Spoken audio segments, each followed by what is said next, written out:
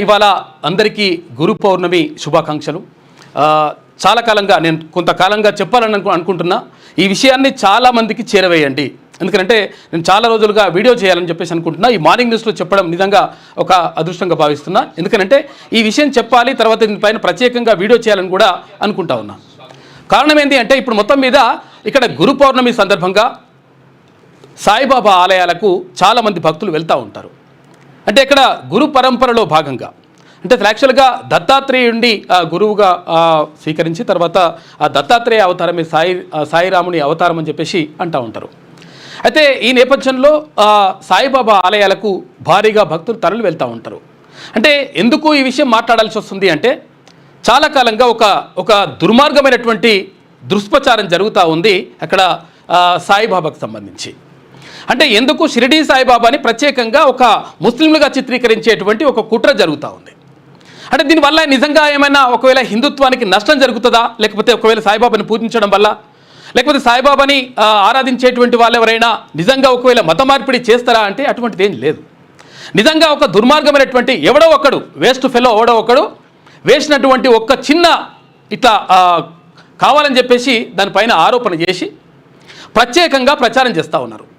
అంటే దీనికి సంబంధించి అంటే ప్రత్యేకంగా ఇంకా ఎవరిని బదనాం చేయాలంటే ఆర్ఎస్ఎస్ని కానీ, లేకపోతే విశ్వ హిందూ పరిషత్ని కానీ, లేకపోతే ఇక్కడ భారతీయ జనతా పార్టీని కానీ బదనాం చేసేటువంటి ప్రయత్నం చేస్తూ ఉన్నారు.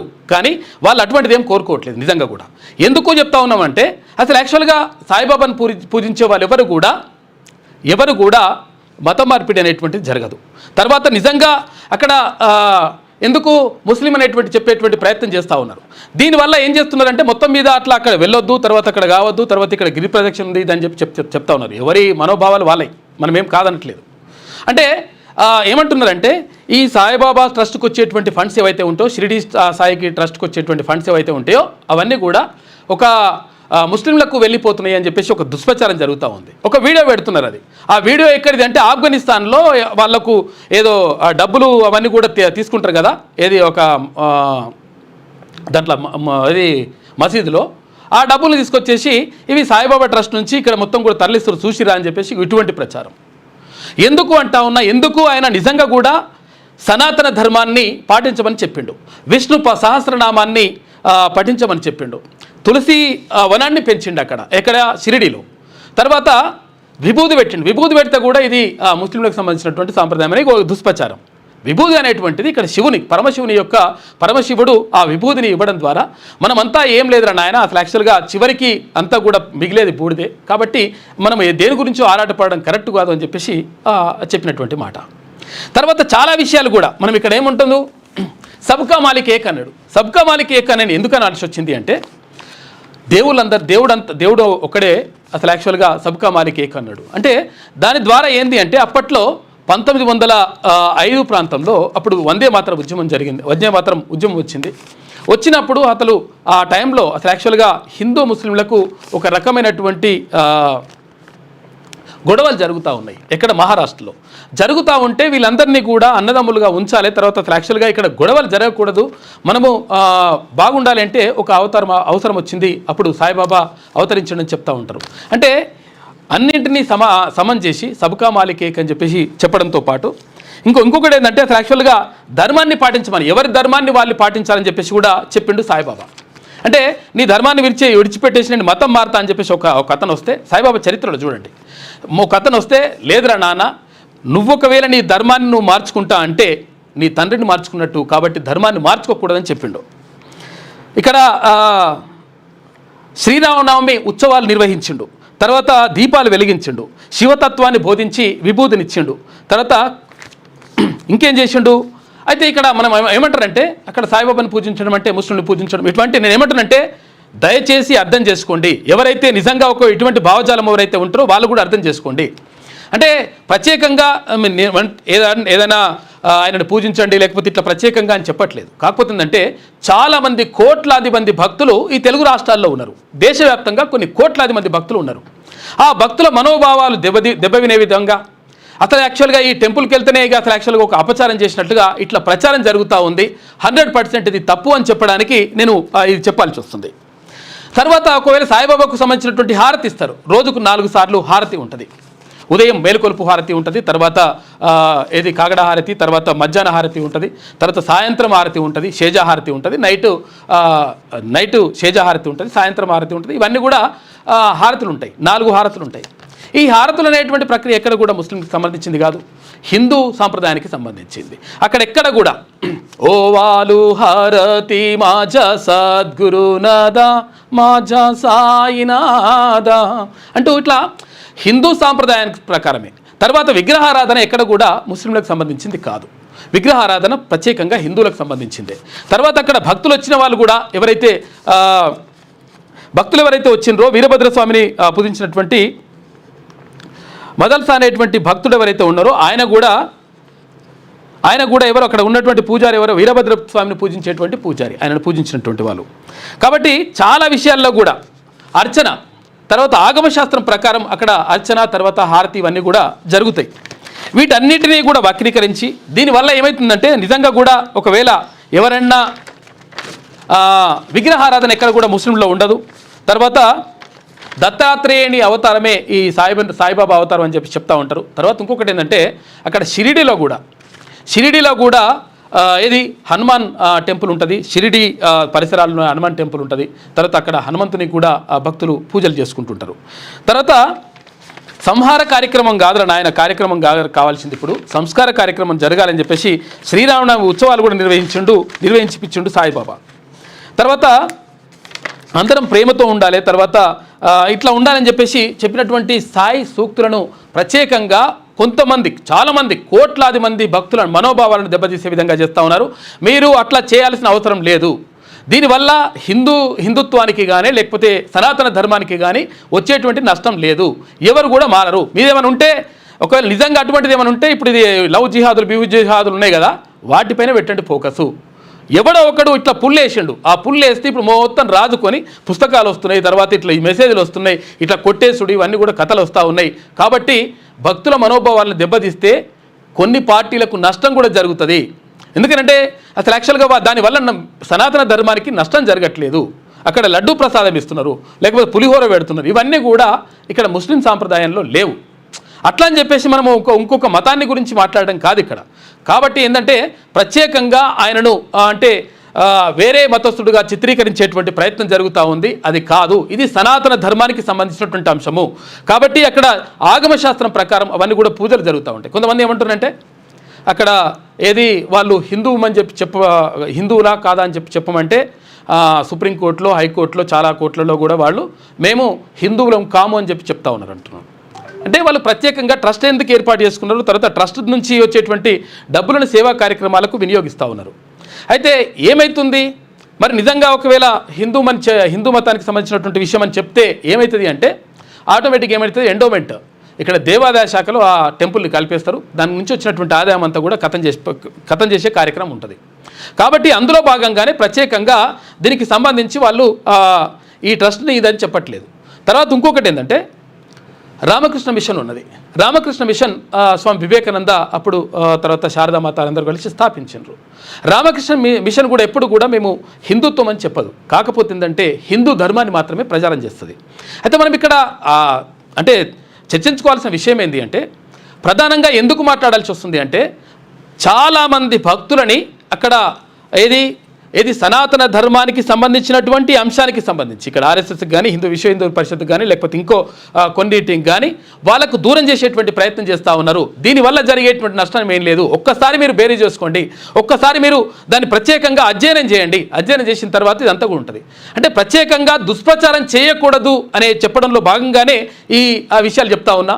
ఇంకా చాలా విషయాలు కూడా నేను దానిపైన ప్రత్యేకంగా అధ్యయనం చేసి అసలు ఏం జరుగుతూ ఉంది. కొంతమంది సాయి భక్తులను కలిస్తే కొంతమంది పోవడానికి కూడా ఇబ్బంది పడుతూ ఉన్నారు. అరే ఇట్లా టెంపుల్కు రాబాయ్ అంటే లేదు నేను రాను, అది మనది కాదు అని చెప్పేసి ఇటువంటి ప్రచారం జరుగుతూ ఉంది. కాబట్టి దీన్ని బంద్ చేయండి. ఇది కొంతమంది మనోభావాలకు సంబంధించినటువంటి అంశం. కాబట్టి ప్రత్యేకంగా సాయి భక్తులారా ఎట్టి పరిస్థితుల్లో భయపడాల్సిన అవసరం లేదు, తర్వాత బాధపడాల్సిన అవసరం లేదు. వాళ్ళు చెప్తున్నదంతా కూడా దుష్ప్రచారం, దాన్ని నమ్మాల్సినటువంటి అవసరం కూడా లేదు. క్లియర్గా చెప్తా ఉన్నాం. ఎందుకంటే ఈ విషయాలన్నీ కూడా చెప్పాలి. ఎక్కడన్నా హారతి ఉంటుందా ఎక్కడన్నా, లేకపోతే విగ్రహారాధన ఉంటుందా ఎక్కడన్నా ముస్లిం సాంప్రదాయం ప్రకారం, లేకపోతే ఇంకేమైనా ఇవన్నీ బొట్టు పెట్టడం కానీ లేకపోతే విభూది అనేటువంటిది కూడా హిందూ సంప్రదాయం. దీన్ని కూడా దుష్ప్రచారం చేసి అంటే మనం ప్రత్యేకంగా ఆ మతాన్ని వ్యతిరేకించడం కాదు. ఇక్కడ కావాల్సింది ఏంటి అంటే వీళ్ళు ఎక్కడ వెళ్ళట్లేదురా నాయన, తర్వాత ఈ ధర్మంలోనే ఉంటున్నారు, ఈ ధర్మంలో కొనసాగుతున్నారు కాబట్టి అనవసరమైనటువంటి ప్రచారం చేయకండి, అనవసరమైనటువంటి యాగి చేయకండి. చాలామంది సాధువులు కూడా అక్కడ సాయి సంస్థానానికి సంబంధించినటువంటి టెంపుల్ తర్వాత ఆశ్రమాలు ఉన్నటువంటి సాధువులు కూడా ఒక ప్రత్యేకంగా ఒక సభ పెట్టుకున్నారు. ఇక్కడ ఏది నాగోల్లో ఇక్కడ ఉప్పల్ పక్కన ఉన్నటువంటి నాగోల్లో ప్రత్యేకంగా ఒక సమావేశాన్ని ఏర్పాటు చేసుకున్నారు. సాధువులు చాలామంది కూడా ఏర్పాటు చేసుకొని ఈ గురు పరంపర తర్వాత దీనికి సంబంధించి అంతా కూడా అట్లా నష్టం జరుగుతూ ఉంది. కాబట్టి ఇది ఎట్టి పరిస్థితుల్లో కరెక్ట్ కాదు, కొంతమంది దుష్ప్రచారం చేయడం వల్ల ఇట్లా జరుగుతూ ఉంది అని చెప్పేసి వాళ్ళందరూ కూడా సభ పెట్టుకొని సనాతన ధర్మానికి సంబంధించినటువంటి సాధువులందరూ కూడా అక్కడ సభ పెట్టుకున్నారు. కాబట్టి ఎట్టి పరిస్థితుల్లో ఈ దుష్ప్రచారాన్ని నమ్మడానికి వీలు లేదు. కాబట్టి దీనిపైన ప్రత్యేకంగా ఎందుకు అట్లా అంటే ఏది దుష్ప్రచారం చేస్తున్నారంటే ఎవడో ఒకడు వేసినటువంటి రాయిలో అందరూ కూడా ఉచ్చులో పడతా ఉన్నారు. కాబట్టి ఎట్టి పరిస్థితుల్లో పడకండి అని చెప్పడానికి ఈ విషయాలన్నీ కూడా చెప్పడం జరుగుతుంది. ఇంకా చాలా విషయాలపైన నేను పూర్తిగా క్లియర్గా నేను అధ్యయనం చేసిన దానిపైన ప్రత్యేకంగా వీడియో చేస్తా. ఎందుకంటే చాలామంది కూడా అసలు యాక్చువల్గా టెంపుల్కి వెళ్ళాలా వద్దా అనేటువంటి కాడికి వచ్చింది. కాబట్టి ఎట్టి పరిస్థితుల్లో సాయి భక్తులారా మీరందరూ కూడా ఈ విషయాన్ని పూర్తిగా అందరికీ చేరవేయండి. సాయిని వ్యతిరేకించే వాళ్ళు కూడా ఎవరైతే ఉంటారో వాళ్ళు కూడా ఈ విషయాన్ని చేరవేయండి. ఎందుకంటే ప్రత్యేకంగా ఇక్కడ పొలిటికల్ విషయాలు తర్వాత మనం వార్తలు మాట్లాడుకుంటాం, ఆ మాట్లాడుకోవడంలో భాగంగా అవన్నీ కూడా మాట్లాడుకుంటాం ఓకే, కానీ ఈ విషయాన్ని చాలా కాలంగా చెప్పాలని చెప్పేసి అనిపిస్తూ ఉంది. చాలామందితో చర్చించిన తర్వాత ఈ విషయాలు మాట్లాడాల్సి వస్తుంది. కాబట్టి ఎట్టి పరిస్థితుల్లో సనాతన ధర్మానికి వచ్చినటువంటి నష్టం ఏం లేదు. సనాతన ధర్మం రక్షించబడతా ఉంది, సనాతన ధర్మానికి మంచే జరుగుతుంది కానీ చెడు జరగట్లేదు. కాబట్టి ఈ దుష్ప్రచారాన్ని మీరు కూడా కొంతమంది తెలిసి తెలియక కూడా ప్రచారం చేయకండి, దుష్ప్రచారం చేయకండి. కాబట్టి ఎవరి మనోభావాలని వాళ్ళని గౌరవించుకొని ఇవ్వండి. కాబట్టి ఈ విషయాన్ని దృష్టిలో పెట్టుకోవాలని చెప్పేసి మిమ్మల్ని అందరినీ కూడా కోరుతా ఉన్నాను. ఇంకా చాలా విషయాలని మాట్లాడుకోవచ్చు కానీ మనం ఇప్పుడు మార్నింగ్ న్యూస్ కాబట్టి చాలా ఇంకా ముందు న్యూస్లో కూడా చాలా విషయాలు ఉన్నాయి, మనం మాట్లాడుకుందాం ఇందులోకి వచ్చిన తర్వాత. మార్నింగ్ న్యూస్లో ముందుగా ఈనాడు దినపత్రికను చూద్దాం. ఇప్పుడు ఇక్కడ ఏది సాయికి దండకం ఉంటుంది. అసలు యాక్చువల్గా హనుమాన్ చాలీసా ఎట్లయితే ఉంటుందో తర్వాత హనుమాన్ దండకం ఎట్లయితే ఉంటుందో ప్రతి ఇట్లా హిందూ ధర్మంలో ఉన్నటువంటి దండకం ఎట్లుంటుందో సాయిబాబా కూడా ఉంటుంది. అంటే ఇవన్నీ కూడా ఎక్కడ కూడా ఉండవు, మీరు అంటే వేరే మతంలో ఉండవు. కాబట్టి దీన్ని ఉల్టా చేసేటువంటి ప్రయత్నం చేయకండి. శ్రీమన్మహాదేవ దేవేశ శ్రీడీశ సాయిశ లోకేశ వాగేశ విశ్వేశ సర్వేశ అచించ స్వరూప ఆనంద సంధాయక బహుజన్మ ప్రారబ్ధ బాధా వినుర్ముక్త శ్రీ ద్వారకామాయి వాస షిరిడీ బాబా నమస్తే నమః. దీనాలి దీనాప్తి విచ్ఛేదన దివ్యప్రభావ రూప విశ్వరూప శశిసూర్య నేత్రాది తేజస్వరూప విశ్వవిఖ్యాత రూప సాయిదేవ నమస్తే నమః. సమస్తంబు కల్పించి దూలించి పాలించగా వచ్చుతున్ పెక్కు దివ్యావతారంబులను చూసి నీ పాద పంక్షేరహద్భావనను చూసి దేవతా చక్రవర్తి శ్రీ ద్వారకామాయి వాస షిరిడీ బాబా నమస్తే నమః. ఇవి ముస్లింల్లో ఉండవురా నాయన. కాబట్టి దయచేసి దుష్ప్రచారం చేయకండి అని చెప్పడానికి మాత్రమే ఈ టైం కేటాయించిన. ఒకవేళ క్షమించండి అట్లేమన్నా ఫీల్ అయి ఉంటే, కానీ 100% సనాతన ధర్మానికి నష్టం లేదు, సనాతన ధర్మం రక్షించబడుతుంది. కాబట్టి సాయిబాబాని వ్యతిరేకించకండి, సాయి రాముడు అంటున్నారు కాబట్టి వ్యతిరేకించకండి అని చెప్పడానికి ఏది విషయాలు చెప్పడం జరుగుతుంది. ఇక మనం మార్నింగ్ న్యూస్లో ముందుగా ప్రధానంగా నిన్న ముఖ్యమంత్రి ప్రెస్ మీట్ పెట్టేసి కృష్ణా జలాల పైన ఎవరు నష్టం చేసిండ్రు, ఎవరు అన్యాయం చేసిండ్రు, ఎవరు న్యాయం చేసిండ్రు అనేటువంటి విషయం పైన ఆయన క్లారిటీ ఇచ్చిండు. దీనిపైన మనం గతంలో కూడా మాట్లాడుకున్నాం. కృష్ణా జలాల్లో కేసీఆర్ ద్రోహం 1000 రెట్లు అధికం అని చెప్పేసి ముఖ్యమంత్రి రేవంత్ రెడ్డి అంటుండు. ఉమ్మడి పాలనలో కన్నా ఆయన హయాంలోనే తీవ్ర అన్యాయం, జగన్తో భరాసా అధినేత అనుబంధం రాష్ట్రానికి తీరని నష్టం అని చెప్పేసి ముఖ్యమంత్రి అంటుండు. ఇక 10 ఏళ్లలో ఒక్క ప్రాజెక్టు పూర్తి చేయలేదు, తేదీ చెబితే చర్చకు అసెంబ్లీ సమావేశాలు పెడతాం, ఎర్రవల్లి ఫామ్ హౌస్లో మాక్ అసెంబ్లీకైనా సిద్ధం. ఇక అసెంబ్లీకి రాకపోతే ఒకవేళ రాకపోతే నేను ఫామ్ హౌస్కైనా వస్తా అని చెప్పేసి ముఖ్యమంత్రి చెప్తున్నాడు. నేను వస్తా అని చెప్పేసి ముఖ్యమంత్రి అంటున్నాడు. కృష్ణా జలాల్లో కేసీఆర్ తెలంగాణకు తీరని ద్రోహం చేసి మరణ శాసనం రాశారని ముఖ్యమంత్రి రేవంత్ రెడ్డి ధ్వజమెత్తారు. ఉమ్మడి రాష్ట్ర పాలకులు చేసిన అన్యాయం కంటే ఇది 1000 రెట్లు ఎక్కువ అన్నారు. వైఎస్ జగన్తో కేసీఆర్కు ఉన్న అనుబంధం రాష్ట్రానికి తీరని నష్టం చేసిందని ఆరోపించారు. భరాసా పాలనలో జరిగిన తప్పుల్ని తమ ప్రభుత్వం సరిదిద్దుతుంటే ప్రధాన ప్రతిపక్షం ఎదురుదాడి చేస్తుందని ఆక్షేపించారు. గోదావరి కృష్ణా జలాలపై చర్చించేందుకు సిద్ధమని, కేసీఆర్ ఏ తేదీ చెబితే అప్పుడు అసెంబ్లీ సమావేశాలు పెడతామని సవాల్ విసిరారు. లేదంటే ఎర్రవెల్లిలోని ఫామ్ హౌస్లో మాక్ అసెంబ్లీ పెట్టడానికైనా సిద్ధమని చెప్పేసి తమ ప్రభుత్వం సిద్ధంగా ఉందని ప్రకటించారు. కేసీఆర్ కోరితే తాను కూడా ఫామ్ హౌస్కు వెళ్తానని స్పష్టం చేశారు.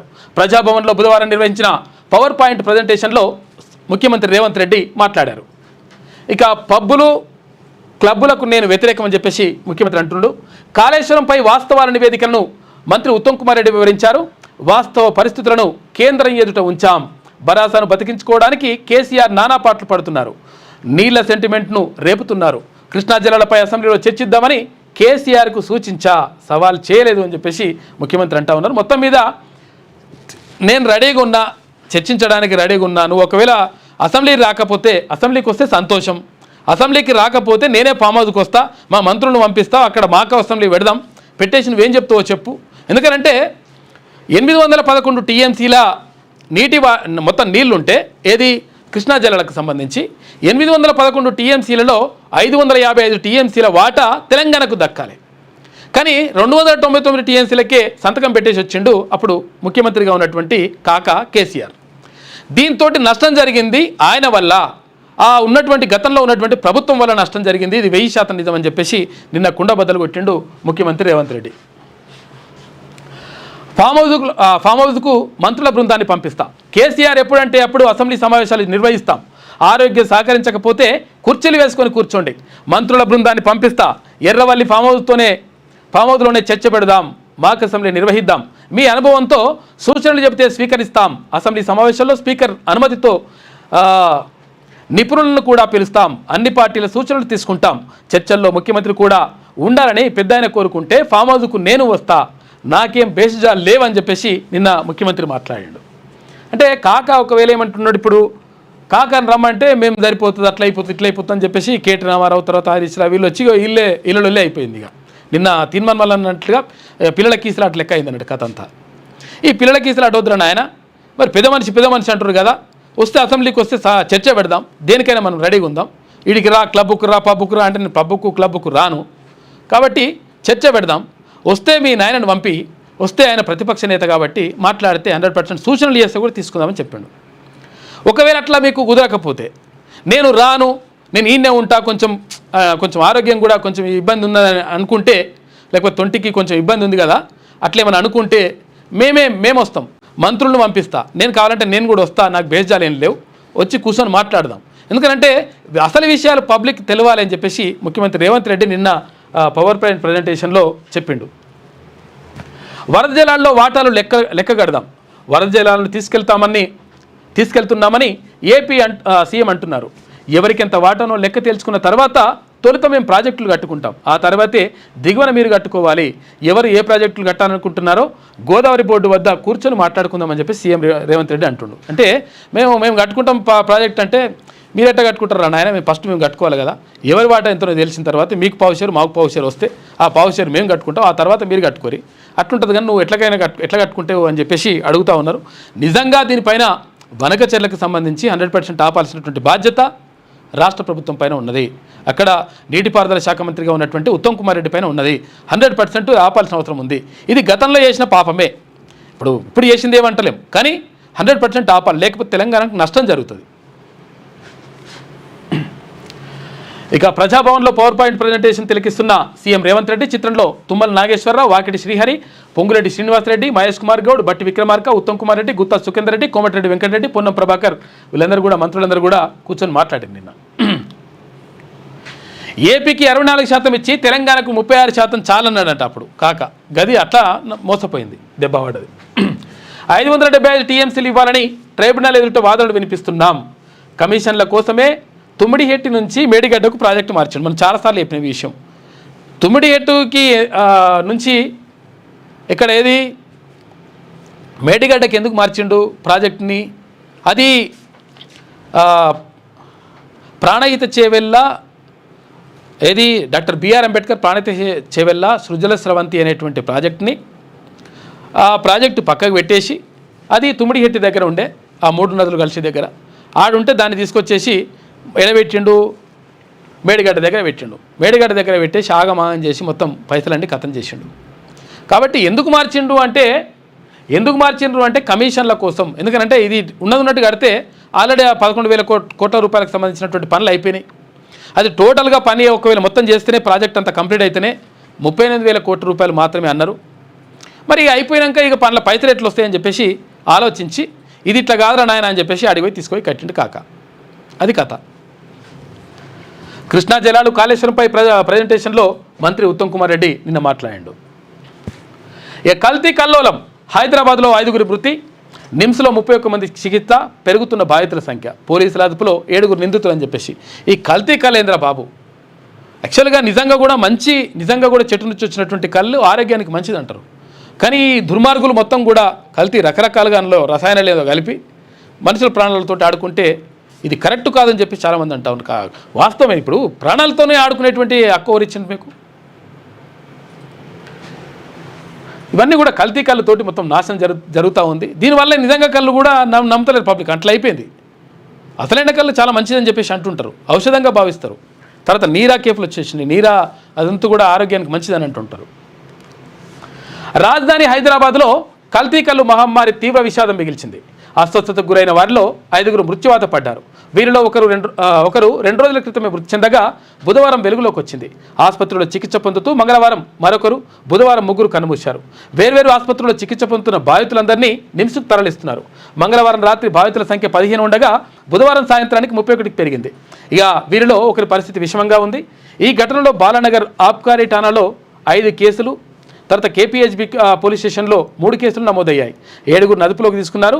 బాధితుల సంఖ్య పెరుగుతుండడంతో బాలానగర్ జోన్ పోలీసులు, మేడ్చల్ జిల్లా వైద్యాధికారిని ఉమా, ఆబ్కారీ అధికారులు సమన్వయం చేసుకుంటున్నారట. ఈ సమన్వయం చేసుకునేందుకు కానీ ప్రాణాలు పోతూ ఉన్నాయి. ఇటువంటి వాళ్ళని మొత్తం ఎట్టి పరిస్థితుల్లో వదలొద్దు. ఎందుకంటే కల్తీ కళ్ళు ఇయ్యద్దురా నాయన. మంచి కళ్ళు అమ్మితే మంచిది, కానీ కల్తీ కళ్ళు ఇదంతా ఆగమాగం చేసేసి ఎట్లుంటుంది? పోయిన ప్రాణాలు తీసుకురాలేం కదా. మృతులు స్వరూప, తర్వాత బుజ్జయ్య. అనుమతులు ఆపిన ఆగని కళ్ళు విక్రయాలు. క్రోల్ హైడ్రేట్ కలిపినట్లుగా తేలిన చర్యలకు వెనకడుగు. కూకట్పల్లి ఉదంతం నేపథ్యంలో విమర్శలు వస్తూ ఉన్నాయి.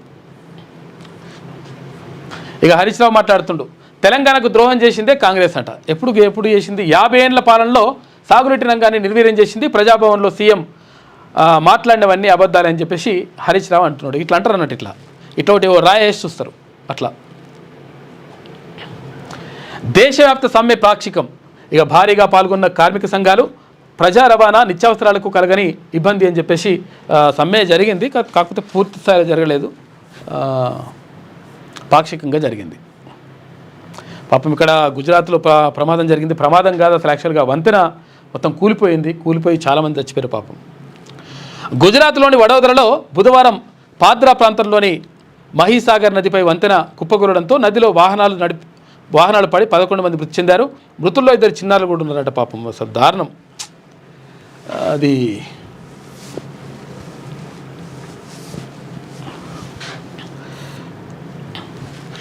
వరదల్లో అసలు చాలా దారుణం జరిగిపోయింది అసలు. ఇదే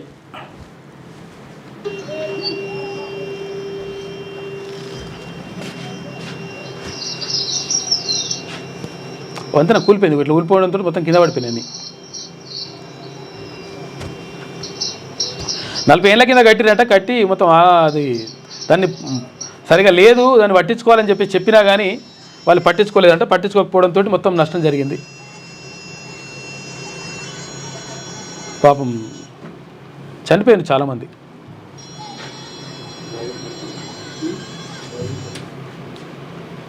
ఇగో ఇట్లా కూలిపోయింది. ఇట్లా గుజరాత్ దగ్గర పాపం ఇవన్నీ పడిపోయినాయి. వాహనాలన్నీ లోపల పడిపోయినాయి, చనిపోయారు పాపం. కాకపోతే కొంచెం వీటిని ముందే పసిగట్టి వాడిని చూసుకుంటే ఇంత పెద్ద ప్రమాదం జరిగేది కాదు. అగో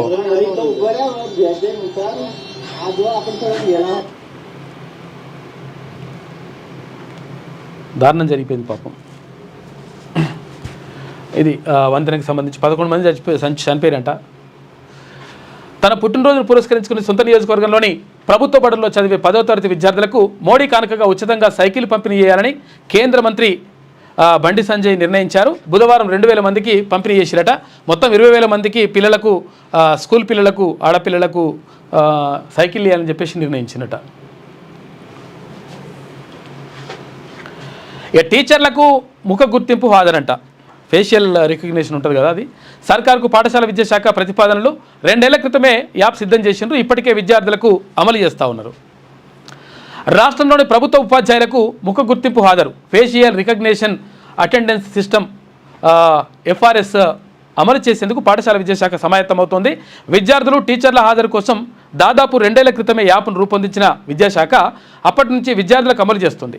తాజాగా ఉపాధ్యాయులకు అమలు చేయాలని సన్నాహాలు చేస్తుంది. ఈ మేరకు సర్కారు అనుమతిని కోరుతూ ప్రతిపాదనలు పంపింది.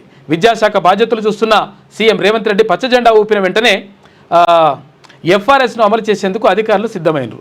ఇక ఇట్లనే ఓ పని చేయర్రి, వీళ్ళకి ఇప్పుడు ఫేషియల్ రికగ్నిషన్ ఉంది కదా, అక్కడ నియోజకవర్గాలలో కూడా ఎమ్మెల్యేలకు పెట్టుర్రి, తర్వాత మంత్రులకు పెట్టుండ్రి. ఎక్కడెక్కడ పోతున్నారో ఏం కథ, అసలు యాక్చువల్గా నిజంగా వీళ్ళు ప్రజలను పట్టించుకుంటారా, ప్రజల గురించి మాట్లాడుతున్నారా లేదా, ప్రజలలో తిరుగుతున్నారా, వాళ్ళ సమస్యలు పట్టించుకుంటున్నారా అని చెప్పేసి వాళ్ళకు కూడా పెట్టుండ్రి. తమ్ము పెట్టుర్రి, పోయి తమ్ము పెట్టి రావాలని. ఒక్కొక్క మండలంలో ఒక్కొక్క రోజు తమ్ము పెట్టి రావాలి, నెలకు ఒక్కసారి అవ్వాలని చెప్పేసి ఇట్లా తమ్ము పెట్టుర్రి, పెడితే తెలుస్తుంది. టీచర్లకు పెట్టిన సంతోషం మరే, ఎందుకంటే కొంతమంది మీద కొంతమంది ఆరోపణలు ఉన్నాయి కాబట్టి పెట్టినరు, అయిపోయింది, ఓకే. అంటే టీచర్లు ఆటోమేటిక్గా వెళ్తారు, స్కూల్కి వెళ్తారు, ఇదంతా నడుస్తూ ఉంటుంది. మళ్ళీ వాళ్ళకి పెట్టి బాగానే ఉన్నది, కానీ మేము వీళ్ళకి కూడా పెట్టుండ్రి. రాజకీయ నాయకులకు కూడా ఇట్లా తమ్ము పెట్టాలి, లేకపోతే ఫేషియల్ రికగ్నిషన్ పెడితే మంచిగా ఉంటుంది లెక్క. ఇక సిఐడి అదుపులో SCA అధ్యక్షుడు జగన్మోహన్ రావు, మరో 4 కూడా IPL టికెట్ల వివాదంలో ఇరుక్కోవడం కాదు, మనోడు మొత్తం ఇక్కడ ఉప్పల్ స్టేడియం ఉంది కదా, ఈ ఉప్పల్ స్టేడియంలో మొత్తం టికెట్లు నాకే సగం ఇవ్వాలి, ఇట్లా ఇవ్వాలని పర్సంటేజ్ ఇవ్వాలని చెప్పేసి వాళ్ళతో లొల్లేయండి. లొల్లి అయితే అప్పుడు దాని మీద కమిటీ వేసి అంతా చేస్తే పట్టుకురట. హైదరాబాద్ క్రికెట్ అసోసియేషన్ HCA అధ్యక్షుడు జగన్మోహన్ రావును తెలంగాణ CID పోలీసులు బుధవారం అదుపులోకి తీసుకున్నారు. IPL క్రికెట్ల వివాదం నేపథ్యంలో చేపట్టిన దర్యాప్తులో ఈయన ఇట్లా తేలిందట. తేలడంతో మొత్తం మీద పట్టుకొని పోయినరు. మరి ఏం చేస్తారు చూడాలి. మొత్తం పైసలే, టికెట్లు అమ్ముకున్నాడు అక్రమంగా. మనుషులే పుస్తకాలు, అనుభవాలే పాఠాలు. లైబ్రరీలో పుస్తకాలు ఉంటాయి, విజ్ఞానం, వినోదం, ఆనందం పంచుతాయి, ఎన్నో జీవిత సత్యాలు చెబుతాయి. అదే హ్యూమన్ లైబ్రరీలో అయితే పుస్తకాలకు బదులు మనుషులు ఉంటారు, అక్షరాలకు బదులుగా అనుభవాలను పంచుతారు. ఏంటి వీటి కథా కమమిషం అని చెప్పేసి 3వ పేజీలో ఒక ప్రత్యేక కథనం వేసిందంట. మనుషుల లైబ్రరీ ఎట్లయితే పుస్తకాలు ఉంటాయో, పుస్తకాలు ఉన్నట్టే కొన్ని దగ్గర కొన్ని ఏదో ఏర్పాటు చేసినట్ట, దాంట్లో మనుషులు ఉంటారంట, వాళ్ళ అనుభవాలని పాఠాలుగా చెప్తారంట, అవి మంచిగా ఉంటాయని చెప్పేసి ఒక కథనం వేసింది ఈనాడు దినపత్రిక. ఇక పిలిస్తే రోగాలే, వణికిస్తున్న PM10 సూక్ష్మ ధూళికణాలంట. కాలుష్య నియంత్రణకు 4 ఏళ్లలో 455 కోట్ల రూపాయలు ఖర్చు పెట్టిరు. హైదరాబాద్ సంగారెడ్డిలో కనిపించని ఫలితం. ఇన్ని పైసలు ఖర్చు పెట్టినా కానీ ఇంకేం లేదంట లెక్క. ప్రజల ప్రాణాలను హరిస్తున్న వాయు కాలుష్య నియంత్రణకు 100 కోట్ల రూపాయలు ఖర్చు చేసినా ఫలితం రాలేదు. నేషనల్ క్లీన్ ఎయిర్ ప్రోగ్రాంలో భాగంగా రాష్ట్రంలో 5 ఏళ్ల కిందట చేపట్టిన కార్యాచరణ లక్ష్యం చేరలేదు. 4 ఏళ్లుగా నిధులు ఖర్చు చేస్తున్న హైదరాబాద్ సంగారెడ్డిలో వాయు కాలుష్యం ఆందోళనకర స్థాయిలోనే నమోదవుతుంది. ముఖ్యంగా PM10 సూక్ష్మ ధూళికణాలు స్వచ్ఛమైన గాలిని దూరం చేస్తూ లక్షల మంది ప్రజలపై దుష్ప్రభావం చూపుతున్నాయంట. వాయు కాలుష్యం CPCB నిర్దేశిత ప్రమాణాల కంటే దాదాపు 33% అధికంగా ఉందంట. ప్రపంచ ఆరోగ్య సంస్థ ప్రమాణాల కంటే 100% అధికంగా నమోదవుతుంది. కాబట్టి జాగ్రత్తగా ఉండండి అని చెప్పి చెప్తా ఉన్నారు. ఈ వాయు కాలుష్యం పెరుగుతూ ఉంది, దాన్ని ఎట్లా నియంత్రించాలి ఇంకా అనేది చూడాలి. ఇప్పటికీ ఔటర్ రింగ్ రోడ్ తోటి కొంతవరకు తగ్గినట్టే. ఇంకా ఈ ఔటర్ రింగ్ రోడ్ లేకపోతే ఇంకా దారుణంగా ఉంటుండే, ఎందుకంటే వెహికల్స్ అన్నీ మొత్తం సిటీలకెళ్ళే పోతుండే, అట్లా ట్రాఫిక్ ఎక్కువైతుండే, ఇంకా ఈ వాయు కాలుష్యం కూడా పెరుగుతుండే. కంట్రోల్ చేయాలి. ఇంకా ఇది ఈనాడులో ఉన్నటువంటి ప్రధాన కథనాలు. అయితే ఒకసారి వెలుగు దినపత్రిక చూద్దాం. అమెరికాలో అడుగు పెట్టాలంటే $250 కట్టాలి. చూసుకో, ఇక కాక మొత్తం పరిశాన రోజు కోటి తీసుకొస్తున్నాడు, ఆగమాగం చేస్తున్నాడు. అక్కడ పన్నులు అంటున్నాడు, ఇక్కడ మీరు వస్తే కూడా పైసలే అంటున్నాడు. మరేందో కథగా. వీసా ఫీజులు పెంచిన ట్రంప్ సర్కార్. ఇక నాన్ ఇమ్మిగ్రెంట్ వీసాలపై ఇంటిగ్రిటీ ఫీజు అంట 21,000 వసూలు చేసేందుకు నిర్ణయం. 2026 నుంచి అమల్లోకి కొత్త రూల్ తీసుకొస్తారట. ప్రత్యేక సందర్భాల్లోనే రీఫండ్ చేసే అవకాశం ఉంటుందంట, లేకపోతే చేయరిగా. స్టూడెంట్, టూరిస్టు, H1B వీసాలపై ఆర్థిక భారం, CPI, తర్వాత ఇన్ఫ్లేషన్ ఆధారంగా ప్రతి ఏడాది ఫీజు సవరణ చేస్తారట. ప్రతి ఏడాది ఫీజు సవరణ చేస్తాడు, గుంజుడు అని చెప్పేసి చెప్తున్నాడు ట్రంప్. ఫీజులు వేస్తున్నాడు. అమెరికాలో అడుగు పెడితే కూడా పైసలే, అక్కడ నుంచి పైసలు పంపిస్తే పైసలే, అలా కట్ చేస్తున్నాడు. తర్వాత ఇక్కడ నుంచి వస్తువు లేదని పంపిస్తే దాని మీద పైసలే. లాస్ట్కి వస్తే అమెరికా నాగం చేస్తట్టున్నాడు. మస్క్ వస్తేనే మంచిది అన్నట్టుగా పరిస్థితి ఉందంట. మొన్న సర్వే పెడితే కూడా ఆ సర్వేలో 80% మంది ప్రజలు, అమెరికాలో ఉన్నటువంటి 80% మంది ప్రజలు ఈ ట్రంప్ మాకు వద్దున నాయన, మస్క్ వస్తేనే నయం అని చెప్పేసి అనుకుంటారట. అట్లయింది కథ. ఇక ప్రభుత్వ ఉద్యోగుల రీఆర్గనైజేషన్ అంట. పాలనా అవసరాలకు తగ్గట్టు కేడర్ స్ట్రెంత్లో మార్పులు చేస్తున్నారు. MCRH, HRD DG శాంతికుమారి, తర్వాత ఆర్థిక GAD శాఖల ముఖ్య కార్యదర్శులు పే రివిజన్ కమిషన్ నేతృత్వంలో కమిటీలు ఏర్పాటు చేస్తున్నారంట. ప్రభుత్వ ఉద్యోగులకు రీఆర్గనైజేషన్ చేస్తున్నారట. ఎక్కడ షఫ్లింగ్, ఎంతమంది ఏ శాఖల్లో పనిచేస్తూ ఉన్నారు, వాళ్ళని ఎట్లా చేయాలి, వాళ్ళ పని ఉందా లేదా, లేకపోతే పరిస్థితి ఏంది, ఉద్యోగులు పడతారా పట్టరా, లేకపోతే కాంట్రాక్ట్ ఉద్యోగులు ఎంతమంది, తర్వాత అక్కడ ఉన్నటువంటి అవుట్సోర్సింగ్ ఉద్యోగులు ఎంతమంది, రకరకాలుగా చూస్తున్నారట. మరి 60 రోజుల్లో నివేదిక ఇవ్వాలని సర్కార్ ఆదేశం. ప్రభుత్వ శాఖలు, కార్పొరేషన్లు, వర్సిటీలు, లోకల్ బాడీలు తదితర చోట్ల 8 లక్షల మంది ఉద్యోగులు ఉన్నారంట. కొన్ని చోట్ల అవసరానికి మించి సిబ్బంది, మరికొన్ని చోట్లనేమో ఖాళీలు ఉన్నాయంట. ఇక ప్రాధాన్యత, అవసరాలు, ఆర్థిక క్రమశిక్షణ, వ్యయ నియంత్రణ లక్ష్యంగా ప్రక్షాళన చేస్తూ ఉన్నారంట. షఫ్లింగ్ చేస్తారు మొత్తం మీద. ప్రభుత్వ ఉద్యోగుల పునర్వ్యవస్థీకరణకు రాష్ట్ర సర్కార్ కసరత్తు ప్రారంభించింది. వివిధ ప్రభుత్వ శాఖలు, కార్పొరేషన్లు, యూనివర్సిటీలు, లోకల్ బాడీలు, PSUలలో సిబ్బంది పనితీరు, ఖాళీలు, అవసరాలపై సమగ్ర అధ్యయనం చేసేందుకు ఉన్నత స్థాయి మానవ వనరుల కమిటీ ఏర్పాటు చేసింది. ఇందులో MCRHRD DG Shanti Kumari, retired IAS officer pay revision commission N Sivashankar, ఆర్థిక శాఖ ముఖ్య కార్యదర్శి Sandeep Kumar Sultania, GAD secretary M Raghunandan Rao ఉన్నారంట. ఈ మేరకు ప్రభుత్వం బుధవారం ఉత్తర్వులు జారీ చేసింది. ఎక్కడ ఎక్కువ ఉన్నారు, ఎక్కడ తక్కువ ఉన్నారు, తక్కువ ఉంటే ఆ తక్కువ దగ్గరికి ఎట్లా పంపించాలి, ఎక్కువ ఉన్న దగ్గర ఎట్లా తీసేయాలి, తర్వాత ఇట్లంతా ఎట్లా షఫ్లింగ్ చేయాలని చెప్పేసి దానికోసం చూస్తున్నారంట. ఎందుకంటే ఉద్యోగ నోటిఫికేషన్ వేయాలంటే ఎట్లా వేయాలి, అక్కడ ఖాళీలు ఎంత ఉన్నాయి, తర్వాత ఇక్కడ కాంట్రాక్ట్ ఉద్యోగులు ఎంతమంది ఉన్నారు, తర్వాత ఇక్కడ ఏది అవుట్సోర్సింగ్ ఎంతమంది, ఇవన్నీ చూస్తున్నారట మొత్తం మీద. అసెంబ్లీకి రానంటే ఫామ్ హౌస్కు నేనే వస్తా, మా మంత్రులను తెస్తా, మాక్ అసెంబ్లీ పెట్టి నీళ్లపై చర్చిద్దాం. ఇక కేసీఆర్కు సీఎం రేవంత్ రెడ్డి సవాల్. పబ్బులు క్లబ్బులు రమ్మంటే రాను, క్లబ్లకు రమ్మంటే రాను, దానికి నేను వ్యతిరేకం. పాలమూరు ప్రాజెక్టును ఒక TMCకి కుదించింది నువ్వు కాదా? ప్రాణహితకు అంబేద్కర్ పేరును కాకా వెంకటస్వామి సూచిస్తే నువ్వు కాళేశ్వరం ఎందుకు పెట్టినావు? నీళ్లు తరలించుకుపోవడానికి నీ ఏ హక్కుతో ఏపీకి చెప్పినావు? వాటిపై చర్చిద్దామంటే అసెంబ్లీకి ఎందుకు వస్తలేవు? ఉమ్మడి రాష్ట్రంలో జరిగిన నష్టం కన్నా నీ టైంలోనే 1000 రెట్లు ఎక్కువ నష్టం. ఆ నష్టానికి నీకు కొరడా దెబ్బలు కొట్టినా తక్కువేం కాదు అని చెప్పేసి ఆగ్రహం వ్యక్తం చేసినాడు. తెలంగాణ హక్కుల కోసం ఎంతవరకైనా పోరాడతామని చెప్పేసి ముఖ్యమంత్రి రేవంత్ రెడ్డి నేను అన్నాడు. పగటిపూట క్లబ్బులు, రాత్రిపూట పబ్బుల్లో చర్చ పెడదామని మీరు ఉబరాట పడితే మేము రాలేం. ఈ క్లబ్బులు, పబ్బులు అంటేనే మాకు భయం. వాటికి మొదటి నుంచి మేము దూరం. వ్యక్తిగతంగా నేను ఈ కల్చర్కి వ్యతిరేకం. డ్రగ్స్, గంజాయికి వ్యతిరేకంగా ఎన్నో నిర్ణయాలు తీసుకున్నాం. డ్రగ్స్, గంజాయి అమ్మేవారిని అణిచివేయడానికి చర్యలు తీసుకున్నాం. కాబట్టి దయచేసి నన్ను క్లబ్బులు, పబ్బులకు పిలవద్దు అని చెప్పేసి వ్యంగ్యంగా అక్కడ BRSను ఉద్దేశించి ముఖ్యమంత్రి రేవంత్ రెడ్డి మాట్లాడాడు.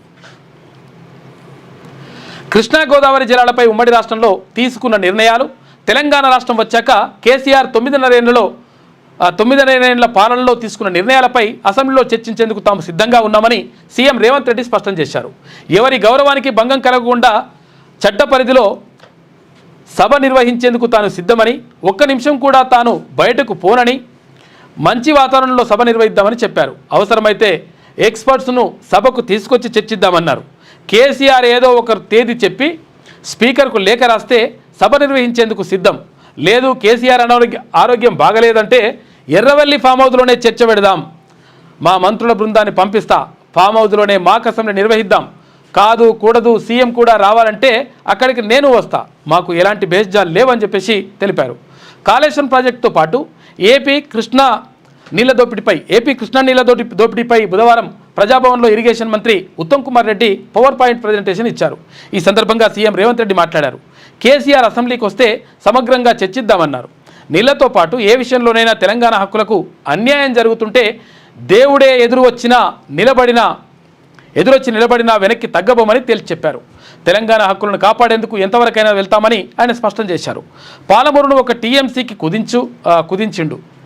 పాలమూరు రంగారెడ్డి ప్రాజెక్టును 2 టీఎంసీలతో నిర్మించేందుకు తలపెడితే కేసీఆర్ 3 టీఎంసీలు చేస్తారనుకున్నా, కానీ ఉన్నదాన్ని కూడా 1 టీఎంసీకి కుదించిండని చెప్పేసి రేవంత్ రెడ్డి గుర్తు చేసిండు. నిన్న పవర్ పాయింట్ ప్రజెంటేషన్లో వేసుకున్నాడు, నిన్న గట్టినే అరుచుకున్నాడు.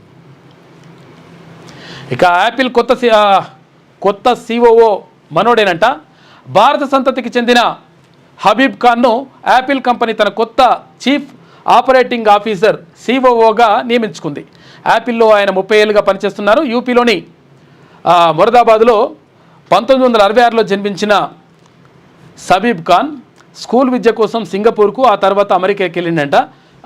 మనోడే మొత్తం మీద భారతీయుడు యాపిల్కు కొత్త సిఓఓ అవుతున్నాడంట.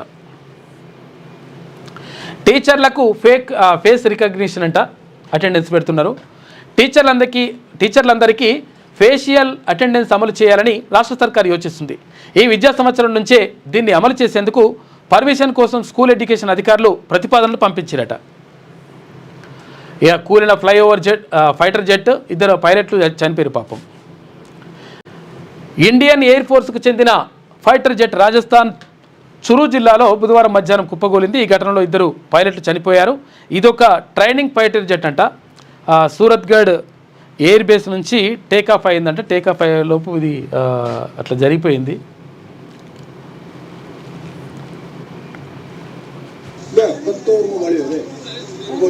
పడిపోయింది పాపం. అక్కడ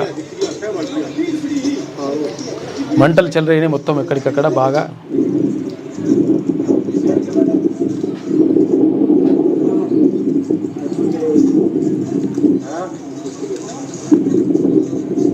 ఎక్కడికక్కడ ముక్కలు పడిపోయినాయి.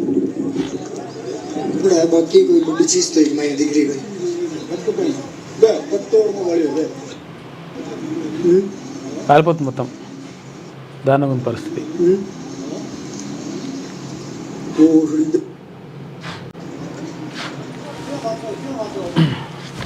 పాపం అది ఏమైందో మరి దానికి. యూరియా వాడకం తగ్గించుకోండి. రాష్ట్ర ప్రభుత్వానికి కేంద్ర మంత్రి జేపీ నడ్డా సూచన. ఎరువుల కొరత లేకుండా రాష్ట్రానికి సహకరిస్తాం. సేంద్రియ సాగు ప్రోత్సాహానికి సహకారం అందిస్తాం. యూరియా దారి మళ్లకుండా చూడాలని వ్యాఖ్య. రాష్ట్రానికి సరిపడా ఎరువుల సరఫరా చేయాలని అధికారులకు ఆదేశాలు జారీ చేసిండు. మొత్తం మీద యూరియా వాడకం తగ్గించుకోండి అని చెప్తా ఉన్నారు. నిజంగా కూడా ఒకవేళ యూరియా వాడకం తగ్గించుకుంటే మంచిది. తర్వాత సేంద్రియ ఎరువులు వాడాల్సిన అవసరం ఉంటుంది. ఇప్పుడు సేంద్రియ ఎరువులు వాడదామంటే బెండనో వేద్దాం అనుకుంటే ఆ పెండ కూడా దొరకకుండా అయిపోయింది. ఎందుకనంటే ఇక్కడ బర్రెలు పెంచుడు తక్కువైపోయింది. ఆవులు పెంచుతలేరు, బర్రెలు పెంచుతలేరు. దీంతో పెండ ఎడికలు వస్తుందిగా. కాబట్టి అసలు యాక్చువల్గా పశువుల పెంపకం అనేటువంటిది చేపట్టాలి. దానికి సంబంధించి ప్రత్యేకమైనటువంటి చర్యలు తీసుకోవాలి. ప్రభుత్వం కూడా ప్రోత్సాహకాలు అందించాలి. పశువులు మొత్తం కూడా పశు సంపద మొత్తం కూడా కనుమరుగైపోతూ ఉంది. ఊర్లలోకి పోతే కనీసం అక్కడ ఎడ్లు ఎక్కడన్నా నాగలు కడదామంటే ఎడ్లు కూడా దొరికినటువంటి పరిస్థితి కనిపిస్తుంది. కాబట్టి అక్కడ ఎడ్లు లేవు, అక్కడ ఆవులు లేకుండా అయిపోతున్నాయి. పాడి పరిశ్రమ మొత్తం కూడా తగ్గిపోతూ ఉంది. కాకపోతే పాలు ఎన్నంటే దొరుకుతున్నాయి, అది వేరే విషయం. మళ్ళీ పాలు కావాలంటే దొరుకుతుంది, నెయ్యి కావాలంటే దొరుకుతుంది, తర్వాత ఎంత కావాలంటే అంత. లేకపోతే ఇదేంది పన్నీరా, ఆ పన్నీర్ కావాలంటే కూడా దొరుకుతుంది. ఇవన్నీ కూడా ఫేక్ తయారు చేస్తున్నట్టు ఆగమానం చేస్తున్నారు. కాకపోతే ఏంటంటే పాడి పరిశ్రమని పెంచాల్సిన అవసరం ఉన్నది. ఆవులని తర్వాత ఈ గేదెలు బర్రెలను పెంచి ఆ పాడి పరిశ్రమను అభివృద్ధి చేయాల్సిన అవసరం ఉన్నది. ఎందుకంటే కావాల్సినంత పాలు అక్కడి నుంచి ఉత్పత్తి అయితే ఈ ఫేక్ అంతా కూడా తగ్గిపోతుంది. దీనివల్ల ప్రజల ఆరోగ్యానికి నష్టం జరగకుంటుంటుంది. తర్వాత ఇంకొకటి ఏంటంటే ఈ ఆవుల పెంపకం తర్వాత ఈ బర్రెల పెంపకం ద్వారా ఏమవుతుందంటే అక్కడ పేడ వస్తుంది. ఆ పెండ తీసుకుపోయి ఎంత పొలంలో వేస్తే మంచి ఎరువుగా ఉంటుంది. దానికి అడ్డమైన ఎరువులు తర్వాత అడ్డమైన రసాయనాలు పెట్టాల్సిన అవసరం ఉండదు. దాంతో మంచి జరుగుతుంది. కానీ దీనిపైన ప్రత్యేకంగా ప్రభుత్వం కూడా దృష్టి పెట్టాలి. కృష్ణా జలాల్లో 575 టీఎంసీల కోసం కొట్లాడుతున్నాం. ఇక బ్రజేష్ కుమార్ ట్రిబ్యునల్లో వాదనలు వినిపిస్తున్నామని చెప్పేసి మంత్రి ఉత్తమ్ కుమార్ రెడ్డి అంటుండు. బీసీలకు 42% రిజర్వేషన్పై ఇవాళ క్యాబినెట్లో చర్చ. కులగణన డెడికేటెడ్ కమిషన్ రిపోర్ట్ల ఆధారంగా ఆమోదం తెలిపే ఛాన్స్ ఉందట. గత కేబినెట్ భేటీల్లోని నిర్ణయాల అమలుపైన సమీక్ష నిర్వహిస్తారట. మరి ఈ 42% రిజర్వేషన్కి సంబంధించి ఏం చేస్తారు, ఏం కథ అనే దానిపైన చూడాలి. నిజంగా కూడా అసలు యాక్చువల్గా కులగణన ఒక పద్ధతి ప్రకారంగా నిజంగా చేసి ఉంటే, తర్వాత కులాల వారీగా లెక్కలు బయటపెట్టుంటే, ఆయా కులాలకు సంబంధించినటువంటి వెనుకబాటు ఆధారంగా, ఎందుకంటే చాలా కులాలు ఒక 50-60 కులాలు బీసీల్లో ఉన్నటువంటి 50-60 కులాలు ఇప్పటి వరకు 50-60 కులాల నుంచి ఒక్క కనీసం వార్డు మెంబర్ కూడా కాలే, వార్డు మెంబర్ కాలే, సర్పంచ్ కాలే, ఎమ్మెల్యే కాలే, ఏది కాలే, మన్ను మశాడం ఏది కాలే. దాంతో ఈ వెనుకబాటు ఆధారంగా 100% బీసీలకు 42% రిజర్వేషన్ కల్పించేటువంటి అవకాశం ఉంటుంది. ఎందుకంటే సరైన లెక్కలు చెప్పినప్పుడు, వాళ్ళ వెనుకబాటును నిజంగా చూపించినప్పుడు, సహేతుకమైనటువంటి కారణం చెప్పినప్పుడు ఇవన్నీ చేయొచ్చు. కానీ మరి ప్రభుత్వాలు ఇవి చేస్తలేవు. మరి చేయకుండా ఈ 42% ఎట్లా అమలు అవుతుంది, ఏం కథ అనేది చూడాలి. తర్వాత ఇంకొకటి తర్వాత విద్యా ఉద్యోగాల్లో కూడా, ఎందుకంటే చాలా ఒక 40-50 కులాలకు సంబంధించి ఇప్పటి వరకు ఒక అటెండర్ ఉద్యోగం, ఒక ఫ్యూన్ ఉద్యోగం కూడా చేయని వాళ్ళు, అసలు ఉద్యోగాలంటే కనీసం ప్రభుత్వ ఉద్యోగాల జోలికి వెళ్ళని వాళ్ళు ఒక 40-50 కులాల వాళ్ళు ఉన్నారు. వాళ్ళని ఆధారంగా వాళ్ళని దానిమంటారు చూపిస్తూ, వాళ్ళ వెనుకబాటు ఆధారంగా చూపిస్తూ 100% విద్యా ఉద్యోగాల్లో కూడా 42% రిజర్వేషన్ అమలు చేసుకోవచ్చు. దీనికి సుప్రీంకోర్టు కూడా ఏం ఆటంకం చెప్పేటువంటి అవకాశం లేదు. సహేతుకమైనటువంటి కారణం చూపినప్పుడు సుప్రీంకోర్టు కూడా ఏమన్నది అప్పుడు అనే అవకాశమే ఉండదు.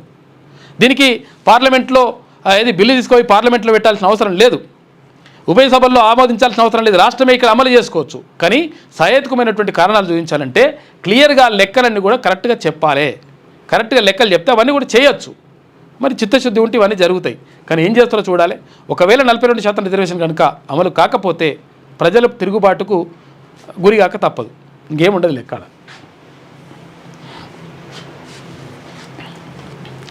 ప్రజాపాలనలో ప్రజల వద్దకే మంత్రులు. ఇక గత 10 ఏళ్లలో ప్రజలకు మంత్రులు కలిసే అవకాశమే లేకుండే అని చెప్పేసి మంత్రి వివేక్ వెంకటస్వామి అంటుండు. పాశమైలారం ఘటన జరిగిన మరుసటి రోజే ప్రమాద స్థలికి సీఎం రేవంత్ అయినా ముఖ్యమంత్రి రాలేదంటూ కేటీఆర్ తప్పుడు ట్వీట్. కొండగట్టు బస్సు ప్రమాదం జరిగితే నాటి సీఎం కేసీఆర్ కన్నెత్తి కూడా చూడలేదు. గాంధీ భవన్లో మంత్రులతో ముఖాముఖి హాజరు. ఇక వివిధ సమస్యలపై పెద్ద సంఖ్యలో మంత్రికి వినతి పత్రాలు ఇచ్చిరట. ఎప్పటికప్పుడు కలెక్టర్లతో ఫోన్లో మాట్లాడి కొన్ని సమస్యలకు పరిష్కారం చూపించిండు మంత్రి వివేక్ వెంకటస్వామి. గాంధీ భవన్లో జరిగిందంట. ఇది పెడదాము, వారానికి 2 మంత్రులు పిలుద్దామని చెప్పేసి ముఖ్యమంత్రి చెప్పిండు కానీ అది అమలు కాలే. కానీ ఈ మంత్రితో మరి స్టార్ట్ అవుతుంది. ఇది అందరి మంత్రులు కూడా ఇట్లా అందుబాటులో ఉంటే మంచిగా ఉంటుందేమో. 34 మెడికల్ కాలేజీలకు గ్రీన్ సిగ్నల్. 4090 ఎంబీబీఎస్ సీట్లు కొనసాగించేందుకు ఎన్ఎంసీ అనుమతి ఉండదంట. చూసుకో ఇలా గ్రీన్ సిగ్నల్ వస్తుంది. గ్రీన్ సిగ్నల్ ఎట్లా వస్తుంది? ఆమ్యామాలు తీసుకుంటారట. నేషనల్ మెడికల్ కౌన్సిల్ ఉంటుంది కదా, వాళ్ళు వచ్చి ఆమ్యామాలు తీసుకొని ఇంత లంచం తీసుకొని ఆడ రోగులు లేకున్నా, డాక్టర్లు లేకున్నా, అసిస్టెంట్ ప్రొఫెసర్లు వీళ్ళందరూ కూడా లేకున్నా, స్టాఫ్ లేకున్నా, ఏది లేకున్నా కానీ ఓకే అని చెప్పిపోతున్నారట. గ్రీన్ సిగ్నల్, ఇట్లా గ్రీన్ సిగ్నల్ వాడుతున్నాయి మెడికల్ కాలేజీలకు. ఇక ఫ్యాకల్టీ కొరతపై ప్రభుత్వ చర్యలకు ప్రశంస. ఇక కాలేజీల్లో సమస్యలను 4 నెలల్లో పరిష్కరించాలని సూచన. ఈ 4 నెలల్లో పరిష్కరించాలంటే ఇక ఏడాది దాకా అవుతుంది. ఈ ఏడాది అయిపోయిందాక ఏడాది మెల్లగా గట్టెక్కినాక మళ్ళీ వచ్చిన సంవత్సరం వాళ్ళకి ఇదే కథ. చర్యలు తీసుకోవాలి. నేను చెప్పేగా చెల్మడ కాలేజు, బిల్మడ కాలేజు, ఆ చెల్మడ కాలేజు, బిల్మడ కాలేజు, ఇంకా 4 మెడికల్ కాలేజీలలో కనీసం వసతులు ఉండే వాడికి ఇష్టం వచ్చినట్టు కోట్ల వసూలు చేస్తుంటారు ఫీజులు. ఎంబీబీఎస్ సీట్ కావాలన్నా కథం 1,50,00,000, 1,20,00,000, కోట్లే మొత్తం. ఇట్లా నడుస్తుంది కథ. ఇట్లా కోట్లు పెట్టి ఆడ ఇక చదువుకున్న ఎంబీబీఎస్ చేసినోడు ఏం చేస్తాడు? ఆటోమేటిక్గా ఆసుపత్రి పెడితే నీకు లక్షలు బిల్లులు వేసేస్తాడు. లేకపోతే అవి వడ్డీలు రావాలి కదా, మెత్తి ఎడికెళ్ళి తీసుకోవాలి. 20,000 మంది 10th స్టూడెంట్లకు సైకిళ్ళు అని చెప్పేసి అక్కడ బండి సంజయ్ అంటుండు. బర్త్డే సందర్భంగా పంపిణీ ప్రారంభించిన కేంద్ర మంత్రి బండి సంజయ్ తొలి విడతగా 3,000 మందికి అందజేత కలెక్టర్ పమేల సత్పతి ఆలోచన మేరకు ఈ నిర్ణయం తీసుకుని చెప్పేసి అక్కడ బండి సంజయ్ చెప్తున్నాడు. ఇక బ్రిడ్జు కూలి నదిలో పడ్డ వాహనాలు 13 మంది చనిపోయారట పాపం.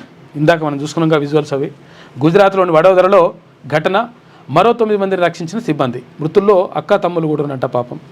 ఎవరుంటే ఇలా మొత్తం అది కూలిపోయింది. అంత పెద్ద బ్రిడ్జే పాపం. ఆ 8 మంది ఇక లేనట్టే. సిగాచి ఘటనలో కాలి బూడిదై ఉంటారని అనుమానం. అధికారిక ప్రకటన కోసం కేంద్ర హోంశాఖతో సంప్రదింపులు. తక్షణ సాయం కింద ఒక్కో ఫ్యామిలీకి 15 లక్షలు అందజేత. ఆనవాళ్ళు దొరికిన వెంటనే చెప్తామని చెప్పేసి అధికారులు అంటున్నారు. ఇండ్లకు తిరిగి వెళ్ళిపోవాలని బాధిత కుటుంబ సభ్యులకు సూచిస్తూ ఉన్నారు. వాళ్ళు పోయి లేడున్నారని చెప్పేసి వెతుకుతూ ఉన్నారంట. కాలి బూడిదై ఉండొచ్చు. ఇక్కడ పాశమైలారం దగ్గర, ఏది పటాన్ చెరువు దగ్గర ఉన్నటువంటి పాశమైలారంలో మొన్న సిగాచి పరిశ్రమలో జరిగింది కదా అగ్ని ప్రమాదం. దానికి సంబంధించి ఇంకో 8 మంది కనిపిస్తలేరు అని చెప్పి చూస్తే బూడిదైపోయి ఉండొచ్చు అని చెప్పేసి అంటున్నారు. చాలా దురదృష్టకరం, చాలా బాధాకరం నిజంగా కూడా. పాపం హృదయ విదారకమైనటువంటి ఘటన. వాళ్ళ కోసం వాళ్ళ కుటుంబ సభ్యులు వస్తురట, ప్రకటన చేస్తారేమో పాపం. కల్తీ కల్లు ఘటనలో 5 మృతి. నిమ్స్లో 2, ప్రైవేట్ హాస్పిటల్లో మరో 2, గాంధీలో 1. నిమ్స్లో ట్రీట్మెంట్ తీసుకుంటున్న ఇంకో 29 మంది.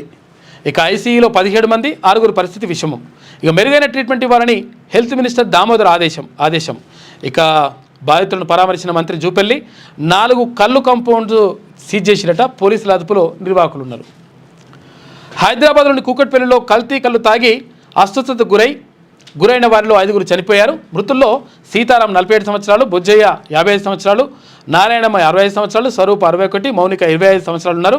ఇక కూకట్పల్లి ప్రాంతంలోని కల్లు దుకాణంలో సోమవారం కల్తీ కల్లు తాగి అస్వస్థతకు గురైన బాధితులను మంగళవారం స్థానిక రామ్దేవ్ దవాఖానకు తరలించారు. అక్కడి నుంచి మెరుగైన వైద్యం కోసం నిమ్స్, గాంధీ దవాఖానలకు తరలించారు. మంగళవారం 15 మంది నిమ్స్లో అడ్మిట్ కాగా బుధవారానికి ఆ సంఖ్య 31 చేరిందంట. వీరిలో 2 చనిపోయారని చెప్పేసి అంటున్నారు. ఈ కల్తీ కళ్ళు ఏందో చూడాలి, దీని సంగతి ఏందో.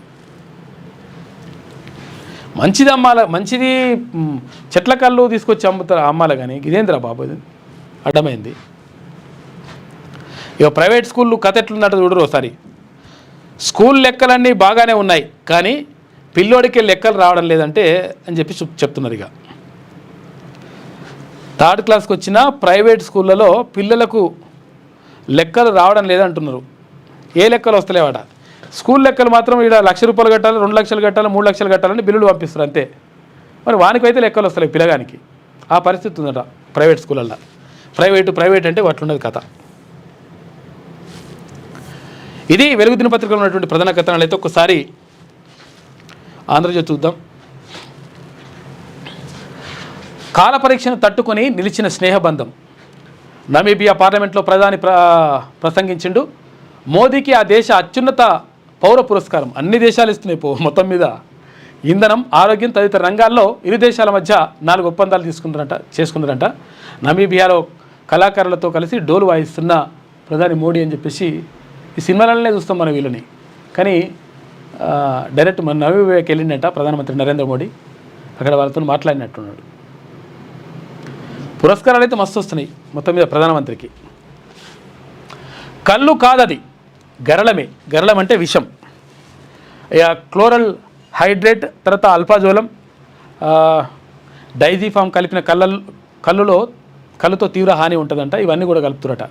నాడీ వ్యవస్థపై తీవ్ర ప్రభావం, కంటి చూపు పోయే ప్రమాదం ఉంటుందంట.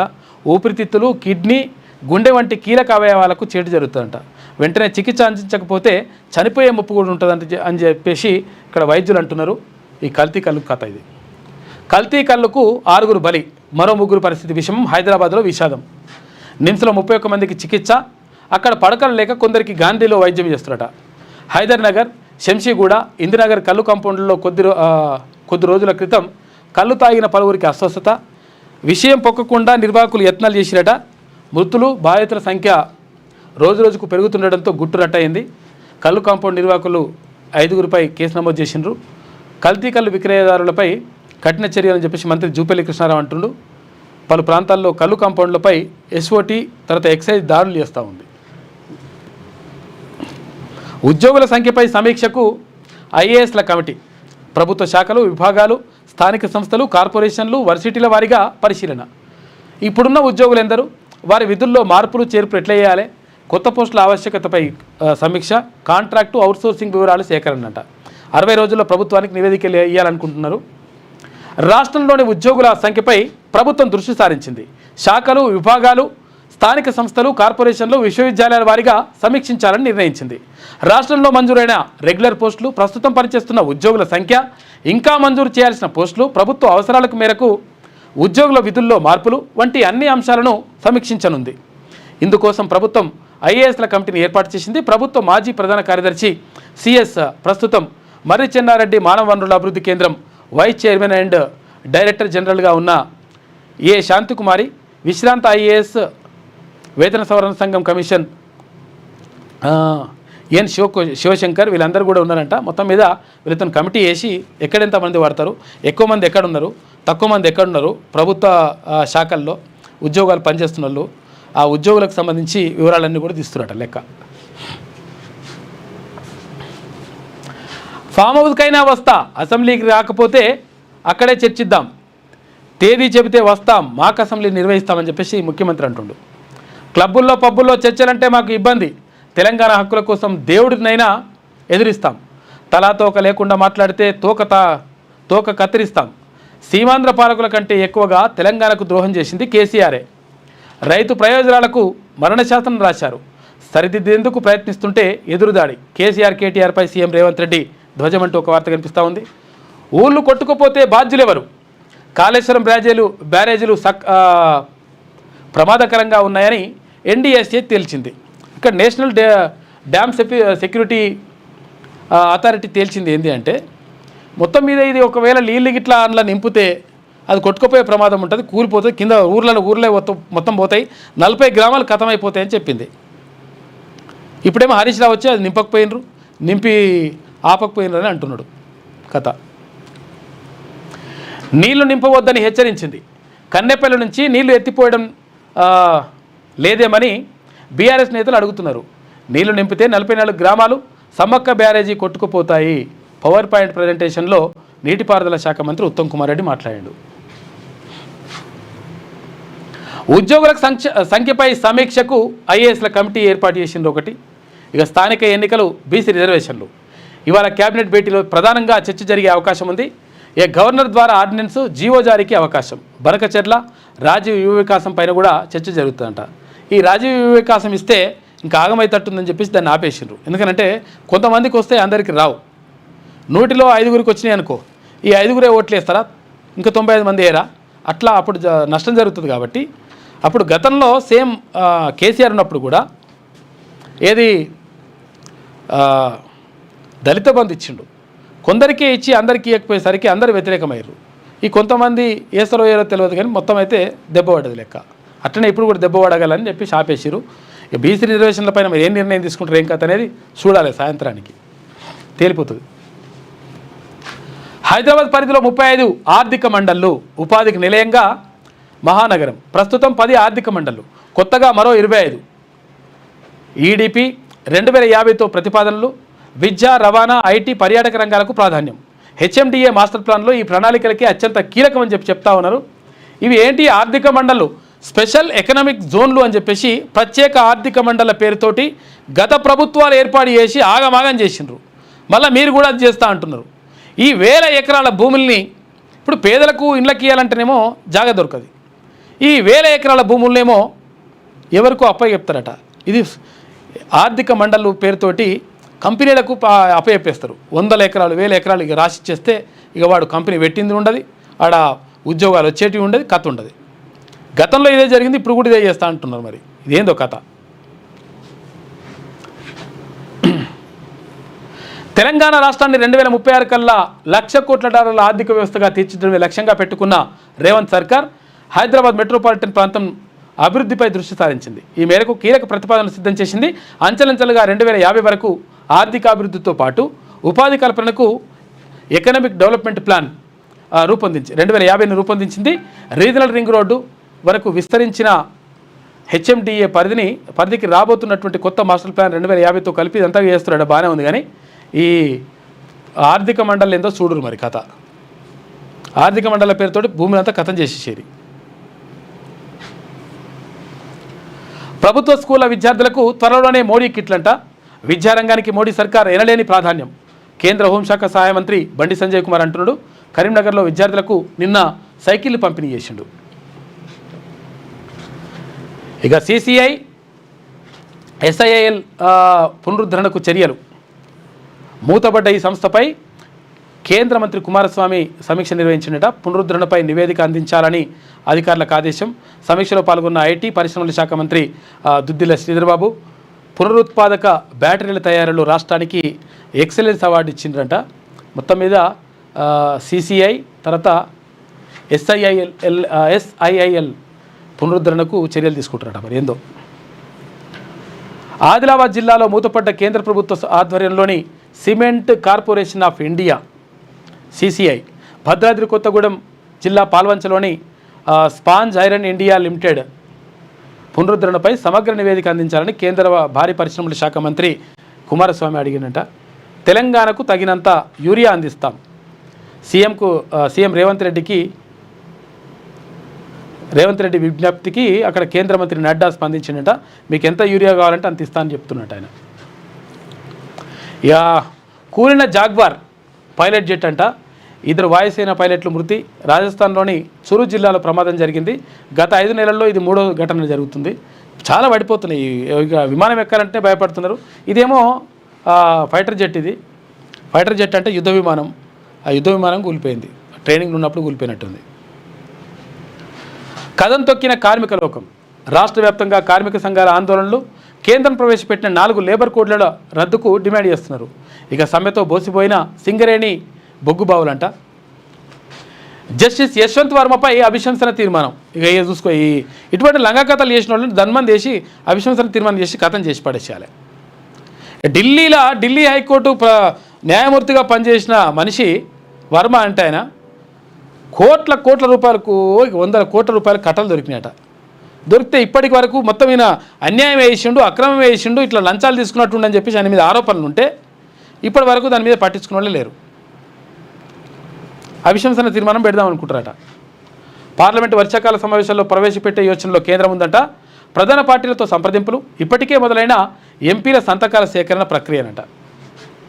వచ్చే ఏడాది నుంచి అమెరికా వీసా ఛార్జీల పెంపు. విద్యార్థి, పర్యాటక, వ్యాపార, ఎక్స్చేంజ్ వీసాలపై ఇక ఇంటిగ్రిటీ రుసుము $250 అంట. I-94, P-24, ISTA 13, EVUS $30 అంట. ఇట్లా మొత్తం మీద డాలర్ల మీద డాలర్లు పెడుతుండు కాక ఎవరు ట్రంప్. HCA అధ్యక్షుడి అరెస్ట్. 3 ఆఫీసు బేరర్లు కూడా అరెస్ట్ చేసినట. క్రికెట్ అసోసియేషన్లో అవకతవకలు. సన్ రైజర్స్ వివాదంపై సిఐడి చర్యలు ప్రారంభించింది. ఇక ఉప్పల్ స్టేడియానికి దారి వచ్చింది అని చెప్పేసి ఆంధ్రజ్యోతి కథనంతో స్పందించినట. దారి ఎక్కడ మరి ఇట్లా పరిశాన్ ఉంది కదా లెక్క అని చెప్పేసి అంటే అక్రమ ప్రహారీ కూల్చేసిరట నిన్న అధికారులు. మంచి పని జరిగింది. అయితే వంతెనగూలి నదిలో పడ్డ వాహనాలు. 13 మంది దుర్మరణం. గుజరాత్లో ఘటన. వంతెన 40 ఏళ్ళ నాటిదంట. దృఢత్వంపై గతంలోనే స్థానికులు ఫిర్యాదు చేసినా పట్టించుకోలేరట. పట్టించుకోకపోతే అయిపోయింది ఇట్లా. ఇది ఆంధ్రజ్యోతిలో ఉన్నటువంటి ప్రధాన కథనాలు. అయితే ఒక్కసారి శనార్థి తెలంగాణ చూద్దాం. కల్తీ కల్లు కాటు. గత 10 సంవత్సరాల్లో 50 మంది మృతి చెందిరట. రాష్ట్రంలో 3 పువ్వులు 6 కాయలుగా కల్తీ కల్లు వ్యాపారం. కల్లులో నిషేధిత మత్తు పదార్థాలు ఉన్నాయంటే కల్తీ కల్లులో రసాయనాలు కలుపుతున్న వైనం. ఇల్లు ఒళ్ళు గుల్ల చేసుకుంటున్న కల్లు ప్రియులు. తీవ్ర అనారోగ్య సమస్యలతో వందలాది మంది. ఇక కోట్లల్లో కల్తీ కల్లి వ్యాపారం జరుగుతూ ఉందంట. మామూలు మత్తులో ఎక్సైజ్ శాఖ అధికారులు ఉన్నారని చెప్పేసి ఒక వార్త కనిపిస్తూ ఉంది. మొత్తం మీద తాటి ఈత చెట్టు నుంచి తీసే స్వచ్ఛమైన కల్లుకు బదులుగా రసాయనాలు, నిషేధించిన మత్తు పదార్థాలతో తయారు చేసిన కల్తీ కల్లు మహమ్మారిలా బడుగు జీవులను కాటేస్తుంది. ఏళ్ల తరబడి కల్తీ కల్లు తాగుతున్న వారు ఎముకలు గూడుల జీవోత్సవాలా మారుతున్నారు. వందలాది కుటుంబాలకు శాపంలా మారిన కల్తీ కల్లు ఎన్నో జీవితాలను నాశనం చేసిందని చెప్పేసి చెప్తా ఉన్నారు.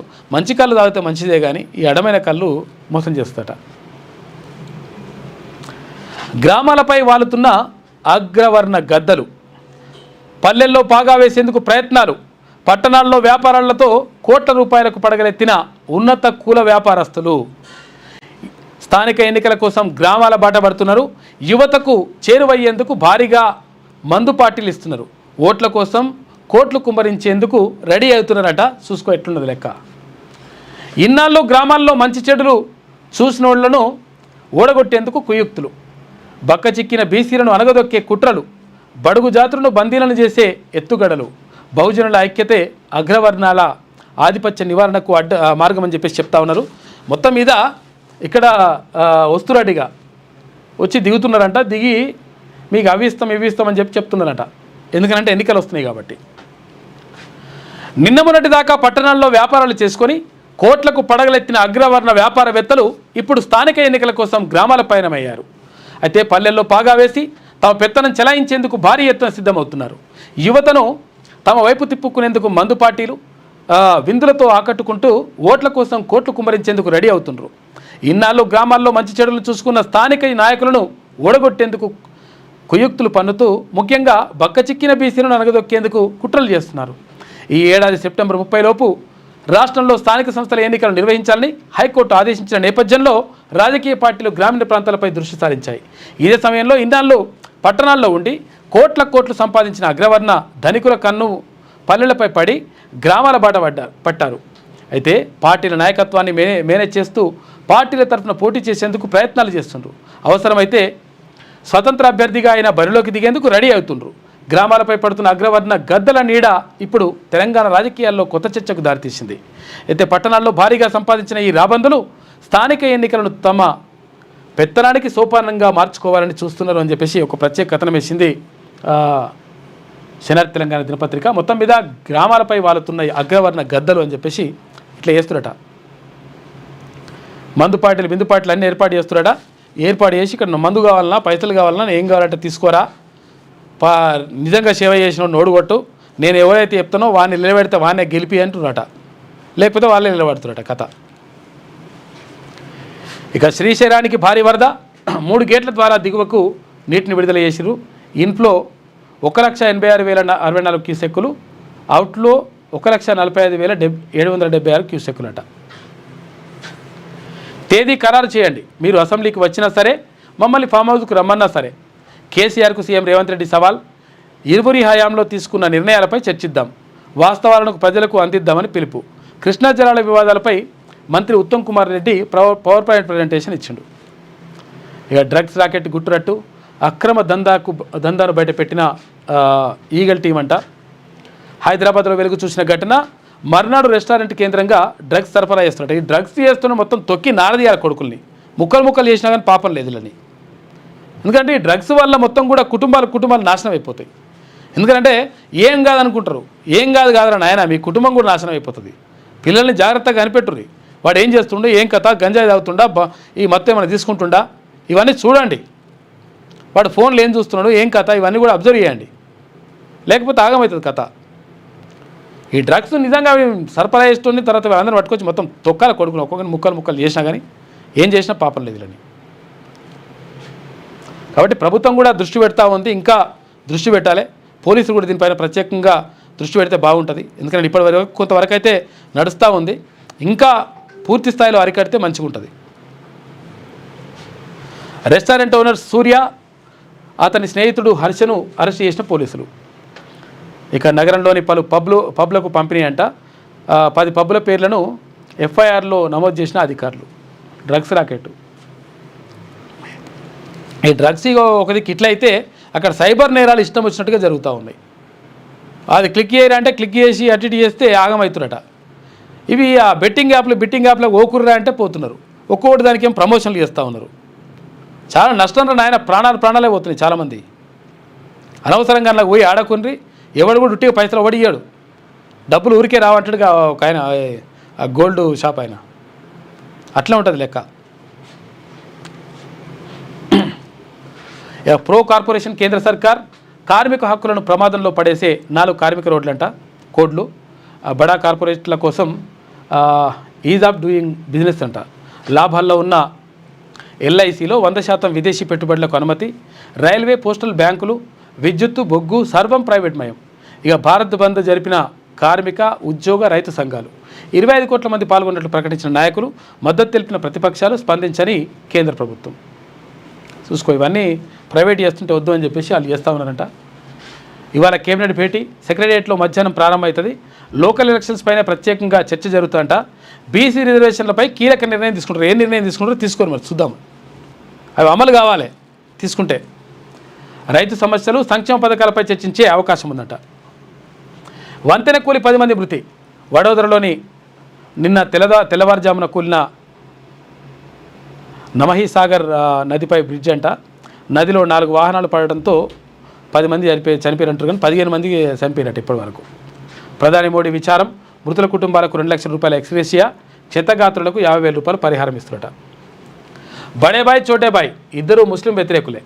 అటు ఢిల్లీలో ఇటు తెలంగాణలో ఒక్క ముస్లిం మంత్రి లేడంట.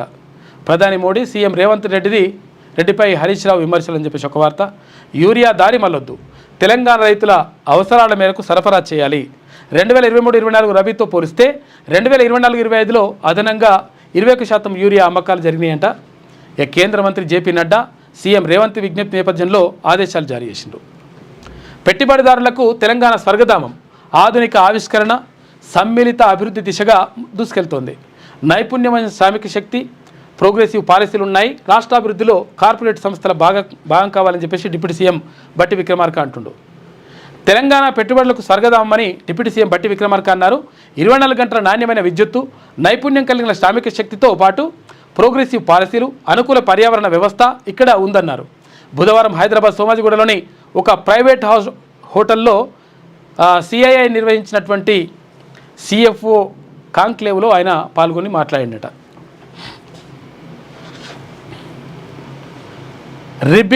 రిగ్గింగ్ రిపీట్ కావనివ్వమని చెప్పేసి మహారాష్ట్ర మాదిరి బీహార్లోనూ రిగ్గింగ్కు బీజేపీ ప్రయత్నం చేస్తుంది. కానీ ఇక్కడ రిపీట్ కానివ్వమని చెప్పేసి కాంగ్రెస్ అగ్రనేత రాహుల్ గాంధీ అంటున్నాడు.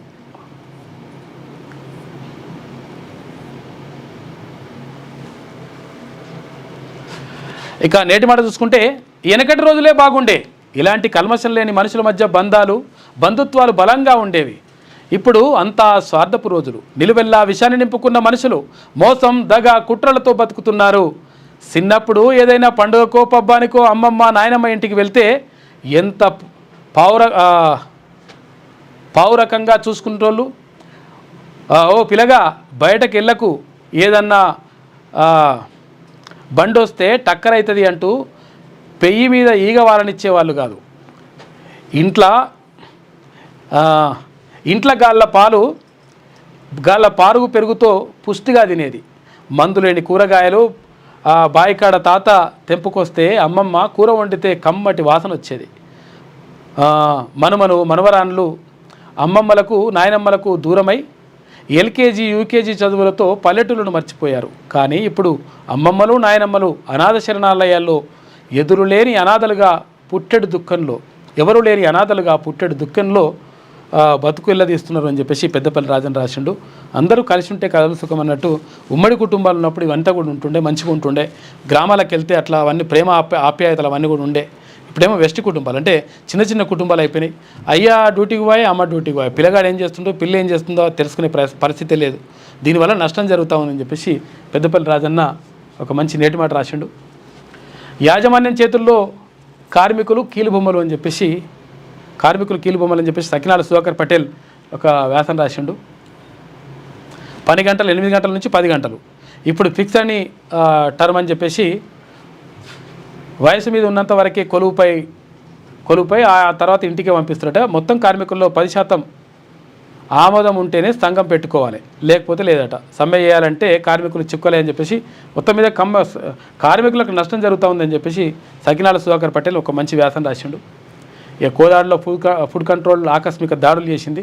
దాడులు వేయాలి, లేకపోతే మంచిగా ఉండదు, ఇంకా నష్టం జరుగుతుంది, ప్రాణాలు పోతున్నాయి ఆడ.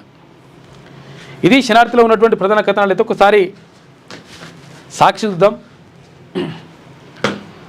ఆధిక్యమే లక్ష్యంగా నేటి నుంచి భారత్ ఇంగ్లాండ్ జట్ల మధ్య 3వ టెస్ట్ ఉంటుంది. ఇక కొత్త ప్రపంచ రికార్డు మాడ్రిడ్లో జరుగుతున్నటువంటి ఆర్చరీ వరల్డ్ కప్లో జ్యోతి తర్వాత శబబ్ ప్రపంచ రికార్డు సృష్టించారు. ఆర్థిక అసమానతలు తొలగకపోతే రాజకీయ స్వాతంత్రానికి అర్థం లేదని చెప్పేసి డాక్టర్ రాజశేఖర్ గారి కొటేషన్ చూసుకోవచ్చు. ఇక కలిసి సాగుదాం, భవిష్యత్తును నిర్ణయించేందుకు భారత్ నమీబియా కలిసికట్టుగా పనిచేయాలని ప్రధానమంత్రి నరేంద్ర మోడీ అన్నారు. ఒక్క ఇంక్యుబేటర్లో 5. ఇజ్రాయెల్ ఆర్మీ దిగ్బంధంలో ఉన్న గాజాలో హృదయ విదారక పరిస్థితులు ఉన్నాయి. చిన్నారులకు సరైన వైద్యం కూడా అందుతలేదట పాపం. ఇక గుజరాత్లో కూలిన వంతెన. గుజరాత్లో 4 దశాబ్దాల క్రితం నాటి పాత వంతెన కూలిన ఘటనలో 13 మంది వాహనదారులు జలసమాధి అయ్యారు పాపం. అమెరికా వీసా మరింత భారం కానుంది. సెక్యూరిటీ డిపాజిట్ రూపంలో అదనంగా 21,000 చెల్లించాలని చెప్పేసి అంటున్నాడు ట్రంప్. ఇక టీచర్లకు ఫేషియల్ రికగ్నిషన్ ఆధారు తీసుకొస్తున్నట. న్యాయవాదుల బీమా 10 లక్షలకు పెంపు. రేపో ఎల్లుండో నీట్ స్టేట్ ర్యాంకులు విడుదల చేస్తారట. నిజాలు చెప్పే దమ్ము లేదు అని చెప్పేసి ఇక్కడ హరీష్ రావు అంటున్నాడు. మీరు ఎప్పుడంటే అప్పుడే అసెంబ్లీ మండలి సమావేశాలు ఏర్పాటు చేస్తాం, లేదంటే ఎర్రవల్లి ఫామ్ హౌస్లో మాక్ అసెంబ్లీ పెడదాం. అక్కడికి మా మంత్రులను పంపిస్తా, పిలిస్తే నేను వస్తా. కృష్ణా గోదావరి జలాలపై చర్చిద్దాం, న్యాయ నీటిపారుదల అని చెప్పేసి మొత్తం మీద రేవంత్ రెడ్డి నిన్న గట్టిని అరుచుకున్నాడు. నేను ఫామ్ హౌస్ రమ్మన్నా వస్తా, ఇప్పుడు నువ్వైతే అసెంబ్లీకి వస్తట్లేవు, వస్తేనేమో మంచిది, రాకపోతే నేనే ఫామ్ హౌస్కి వస్తా, మా మంత్రులను పంపిస్తా, ఆన్నే మాక్ అసెంబ్లీ పెడదాం నాయన, పబ్లిక్ సమస్యల మీద చర్చిద్దామని చెప్పేసి అంటున్నారు. మరి ఏం చేస్తారో చూడాలి ఈ సవాల్కు. ఇక బరాదులు కూలితే బాధ్యులు ఎవరని చెప్పేసి ఉత్తమ్ కుమార్ రెడ్డి అంటుండే. ఎందుకంటే మేడిగడ్డల నీళ్ళు నింపకపోయినాం అంటుండే ఆయన. కాళేశ్వరం నీళ్ళు నింపకపోయారు, నింపి పంచకపోయారు అంటే అరే ఒకవేళ నింపితే ఆగమవుతారా నాయన అని చెప్పేసి చెప్తున్నాడు ఆయన. ఈ ప్రభుత్వం భయపడుతోంది, నేను రైతులను కలవడానికి ఇన్ని ఆంక్షల, నన్ను కలవడానికి వస్తున్న మామిడి రైతులను ఎందుకు అడ్డుకున్నారు? చంద్రబాబు కూటమి ప్రభుత్వంపై నిప్పులు చెరిగిన వైఎస్ జగన్ అని చెప్పేసి ఏపీకి సంబంధించినటువంటి వార్త. కల్తీ కళ్ళుకు మరో 4 బలి, 6కు చేరిన మృతుల సంఖ్య, ఆసుపత్రుల్లో 32 మందికి చికిత్స, వీరిలో 4 పరిస్థితి విషమంగా ఉందంటే. కళ్ళు దుకాణ నిర్వాహకుల అరెస్టు, బాధితులను పరామర్శించిన మంత్రి జూపల్లి.